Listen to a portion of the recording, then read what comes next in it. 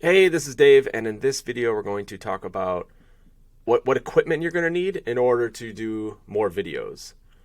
All right, and so what I want you to know to start with is just that audio quality matters more than video quality. And so what I mean by that is that people will stay and watch a video that has that doesn't have the best visuals on it longer than they'll stay if the audio is really bad. So if they can't hear you or it's cracking or anything like that, they're not going to stick around. Usually, okay?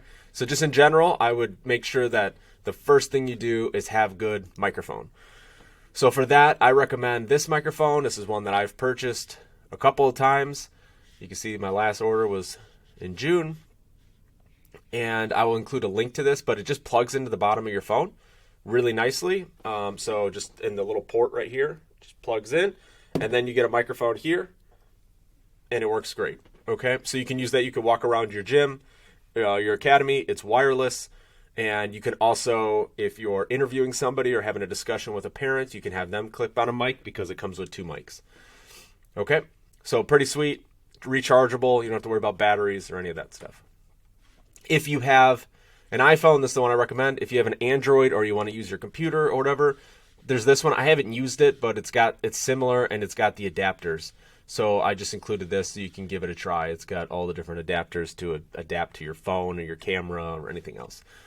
Okay, second most important thing is lighting, especially when you're in your academy and it's got those overhead fluorescent lights. It's just going to put it's going to put crappy lighting on you, but you're going to end up with like these shadows under your eyes and just going to make you look older, tired, all that stuff. It's not the best. So what I recommend is getting some sort of front lighting. And this is the one that I've purchased and I've been using for years. I'm using it right now on this call. And so I recommend having a light kind of at an angle at your face. So you kind of create a shadow. It gives you a little bit of depth in your video. And I would actually recommend turning off all of the lights in your academy so that this light is really the only light that comes in. So that's going to be hard to do when you got class. Don't do this during classes, obviously, but this is if you're talking face to camera and you need good lighting, like I'm doing right now.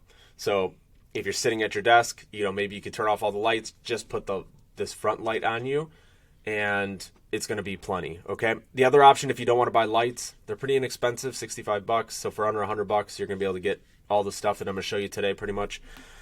The other option would be if you have big windows, is sit in front of the window so you get that natural light hitting you. Okay. All right. So that's the tips for lighting. And then the other thing is you're going to want something to hold your phone. If you've got a tripod or a little one, like the snake ones that wrap around things, you can use that. I like these, because it can grow with you as you want to stand up and move around.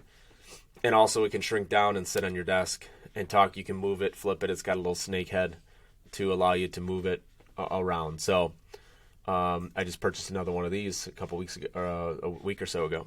So, okay. And notice too the heights. So they have shorter ones and taller ones. And I'd say probably go with the tallest one. Just depending on what you're doing, you can always shrink it down and get a smaller one if you need to. So those are probably my 3 or 4 tips for getting your videos going. And I'll include more in future videos, but let me know if you have any questions. Thanks. Bye.